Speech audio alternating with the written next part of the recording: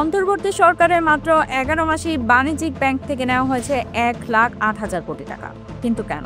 রাজস্ব আদায় কম, রাজনৈতিক অনিশ্চয়তা, নাকি অন্য কোনো গোপন সংকট?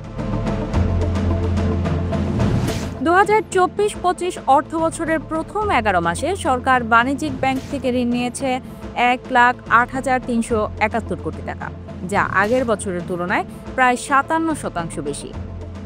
বাংলাদেশ ব্যাংকের সর্বশেষ তথ্যে দেখা যাচ্ছে 12 মে পর্যন্ত তফসিলভুক্ত ব্যাংকগুলোর কাছে সরকারের মোট ঋণের পরিমাণ দাঁড়িয়েছে 4,85,000 কোটি টাকা।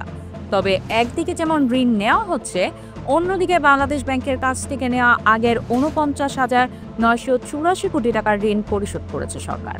ফলে নিট বা প্রকৃত ঋণের পরিমাণ দাঁড়িয়েছে 56,116 কোটি টাকা। অর্থনীতিবিদদের মতে এই ঋণ প্রবাহ বেড়ে যাওয়ার প্রধান কারণ হল রাজস্ব আদায় ধীরগতি, বাজেট ঘাটতি পূরণ এবং রাজনৈতিক পট পরিবর্তনের পর বেসরকারি খাতে বিনিয়োগ কমে যাওয়া। দুর্বল ব্যাংকগুলোর গ্রাহকেরা টাকা তুলে নিরাপদ ব্যাংকে রাখছেন, যার ফলে এই ব্যাংকগুলোর হাতে অতিরিক্ত অর্থ থাকছে এবং তারা সহজেই সরকারকে ঋণ দিচ্ছে। একই সাথে বাংলাদেশ ব্যাংক থেকে সরাসরি ঋণ নেওয়া কমিয়ে দেওয়ায় মুদ্রাস্ফীতির উপর চাপ কিছুটা কমেছে। চলতি বছরের এপ্রিল মাসে মূল্যস্ফীতির হার ছিল 9.17%, যা পূর্বের তুলনায় খানিকটা নিচে নেমেছে।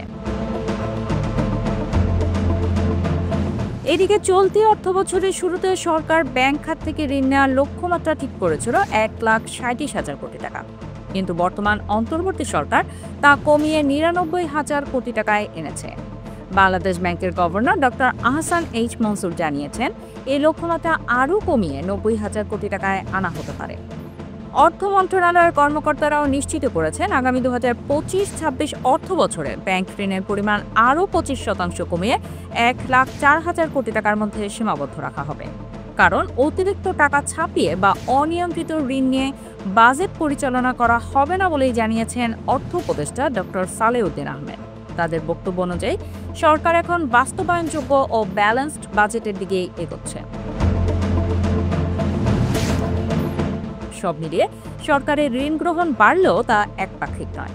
বাংলাদেশ ব্যাংকের ঋণ পরিশোধ, বেসরকারি খাতে ঋণ চাহিদা কমে যাওয়া এবং মূল্যস্ফীতি নিয়ন্ত্রণের কৌশলের অংশ হিসেবে এটাই দেখা হচ্ছে।